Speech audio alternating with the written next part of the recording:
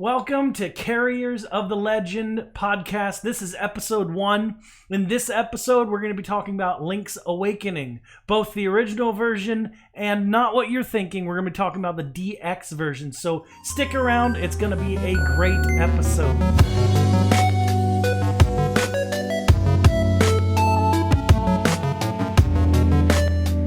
So, Anthony, I know that Link's Awakening was quite a different game from other games. And correct me if I'm wrong, but I think that I watched something one time about this game that said basically the developers were told, you have to create a new game. It's yours. You can use whatever creative license you want. And that's kind of where you see Goombas and you see other things come up. Can you talk a little bit about the history of the game and the development? Yeah, of course. So development began, as a gaming historian puts it.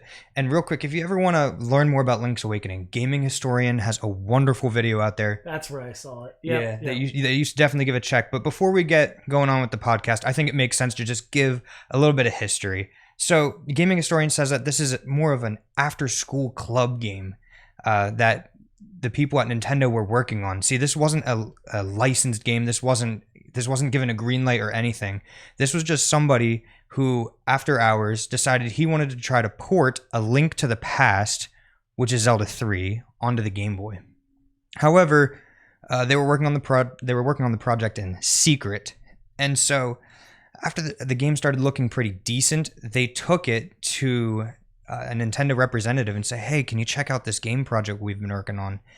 And the employees there said, "Wow, this looks incredible." And they gave them a green light to continue working on the project, and they gave them more resources to work on it. And since this was a passion project, they started taking ideas from all their Nintendo things. Like, for instance, like Dave said, there's Goombas, Piranha Plants. Kirby is even in the game in one of the dungeons. The dungeon. Yeah, he's in one of the dungeons as an enemy. And there's also little other things in there too from other games, but it's all because it was a passion project. I mean, if you think about it, there's no Hyrule, there's no Princess Zelda, there's no Ganon. This was all from the hearts of the people at Nintendo, and I think it's what gives this game a really special vibe to it.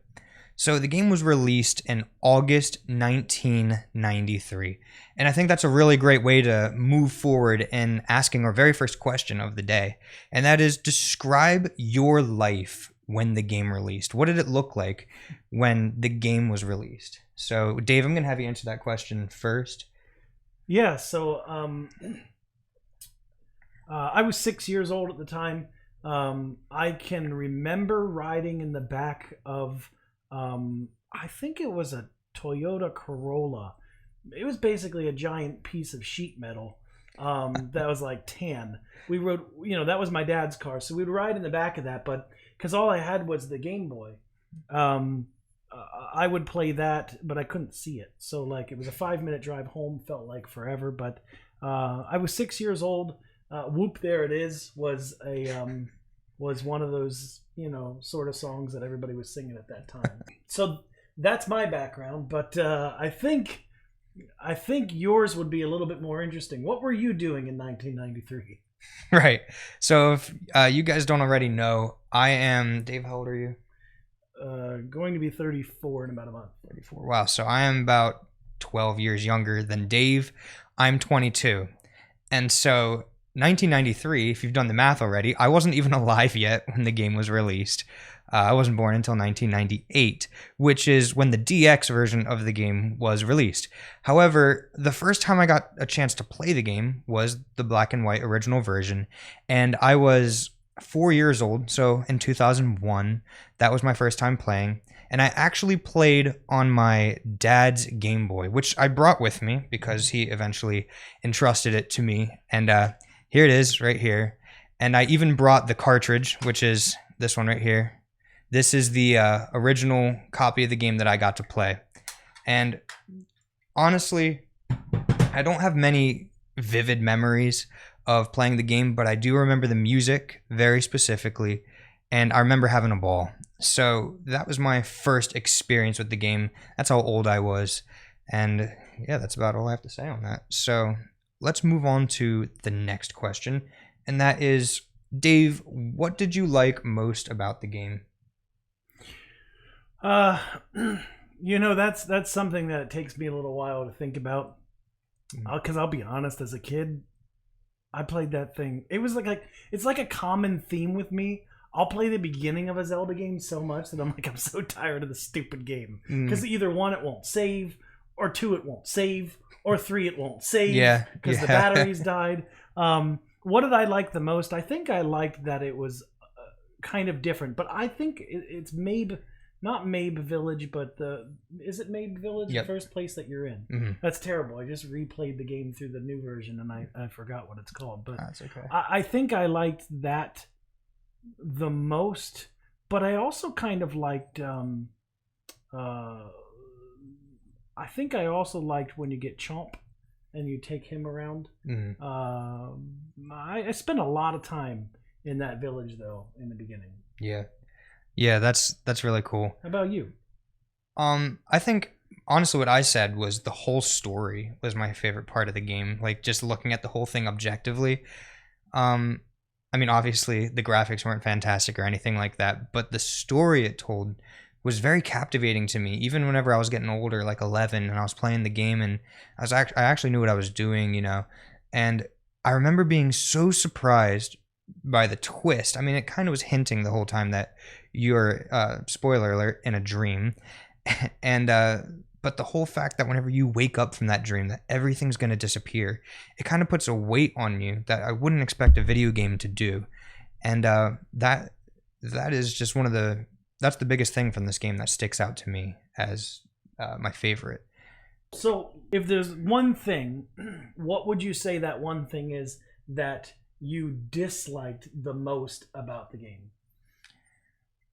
Wow. Yeah. So when I think about this game, I don't really think of there being a ton of bad stuff. Like, for instance, the graphics, like I said earlier, they weren't so good. But I think the worst thing about this game was the fact that you only have, I'll show you again, two buttons. You have A and B for your weapons. And I don't know, to me that was always obnoxious. Like anytime I needed to do anything, I had to hit the start button, I had to go back into my items and swap them out. And for instance, some dungeons you had to do that constantly. You were swapping back and forth between items. And I know it was a limitation that they couldn't really work with. You know what I mean? Like what are you gonna do? You can't add an extra button to the Game Boy. But that's gotta be the most annoying thing for me in the game was just your lack of ability to do things on the fly. Yeah, and I think they were also limited by the I think the Game Boy, you only had those 4 points. You didn't have like when you could take the D-pad and you can actually go diagonally. Mm. I don't quite remember because it's been too long since I played the Game Boy version. Hmm. Um, I would say that's uh, a good way to look at something if you had to pick out something that you didn't like the most about the game. Mm. I don't even know.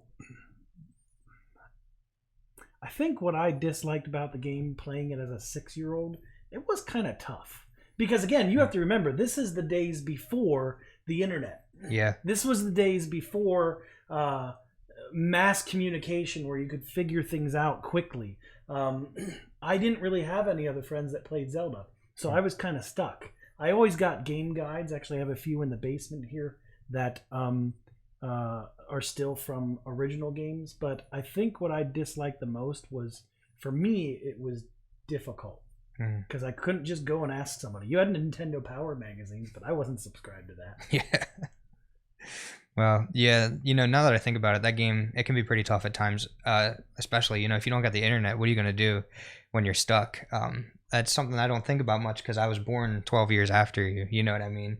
So that's got to be crazy to be able to play the game like that. Yeah, it's first game I ever played that was Legend of Zelda that I actually had access to more than just the strategy guide. By the way, I used to buy two strategy guides because they both were a little bit different Right. per game. Mm, I didn't, obviously my parents did, but mm, the one game that first game was Wind Waker, mm. that I could actually have like access to the internet. That was the first game I used the internet for.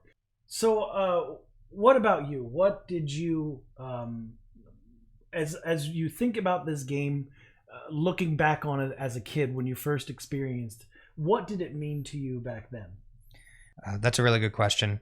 Uh, Reflecting back on my childhood, going all the way back to when I was 4, and even, maybe a little bit forward ahead of that, like 5, 6, when I was starting to understand, thoughts and what was going on around me. When I think about playing the game as a kid, I think the game was really inspirational. And let me explain. Whenever you first start out the game and you hear that sword search theme going, and you're in the peaceful Mabe village. If you go over to the right a little bit, there's you can see some of the overworld, but you can't get there because you need the bracelet to pick up the rocks. So I hated that. yeah, so you just got this little sneak peek of what's out there, and I loved not knowing what was ahead. I loved thinking, man, what is over there? I need to get over there, but I don't know how to I don't know how to move rocks yet. And so just that wonder, like, how am I going to do this? And then you beat a dungeon and you're like, oh my goodness, I can go explore that area now. You know what I mean? That was amazing to me. And whenever I think of what the game meant to me, I think it's just inspirational. I think it was very inspirational for me. I think something for me that I really liked.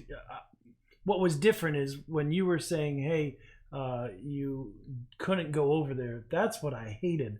But I think what coming away from that, what it meant to me back then was just, again, it was a new game. It was something different. As frustrating as it was to sit in the back of a car without a light or having the magnifier, but now your batteries are dead. I think it was just something completely different. And what it meant to me personally was just exploring a new world, having something different, which is what Zelda was doing all throughout its games. It always changes.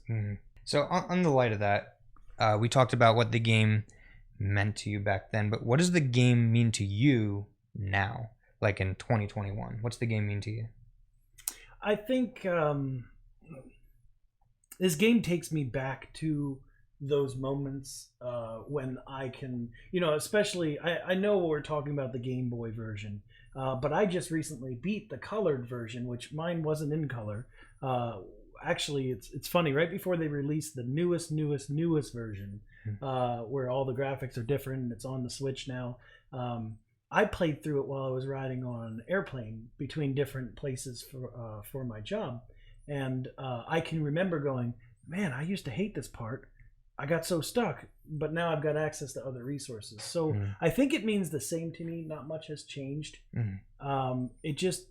It means there's a place in my childhood I can go back to, and I can remember those memories of playing with that or playing with a light bright. Still don't know how I played with a light bright in the back of a moving vehicle, but those are the two that I can remember, and that's what it means to me. How about you?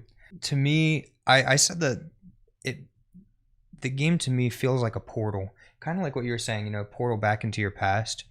When I hear the music, when I'm playing it, it takes me back to a time like I can close my eyes and just hear the music, and I could be 4 years old again. You know what I mean? I love that about video games, but it means less wonder and inspiration now, because that's what I said it meant earlier. But I have the map memorized now. I know where everything is because I've played this game way too many times. Yeah. But now I don't look over there and say, man, what's on the other side of that cliff?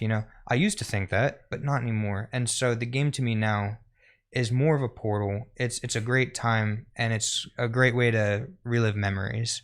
But yeah, that's how it's changed over the time. That's what it means to me now. So that's how we feel about the games. That's our favorite and least favorite things. But what about you guys? What are your favorite parts of Link's Awakening? What's your least favorite? What are your memories that you've had, and how do you feel about the game now? If you're watching on YouTube, you can leave that in the comment section, and we'd love to read what you guys have to say about the games. And that's most of the reason why we're doing this, is for you guys and to hear what you have to say. Other than that, that's about all we got for this week. Yeah, thank you so much for joining. We hope that you've enjoyed episode 1. Look forward to episode 2. Anthony, can you tell us what we're talking about in episode 2? What's the game? Episode 2, we're going to be focusing on Ocarina of Time. We're going to talk about the original one on the N64, and we'll probably also talk about the one on the 3DS too. We can flip-flop those. Essentially the same game. So, and there's actually one for the Super Nintendo too. An Ocarina of Time? Are you talking about the fan project? Yeah. Okay, the okay. fan project. I didn't know. You could have been talking about Link to the Past because so many people complain that they're the same game, basically. Okay. Well, maybe we could talk about that next time. Yeah. Anyway, we look forward to having you again. Thank you so much for watching, so much for listening. Look forward to the next episode of Carriers of the Legend.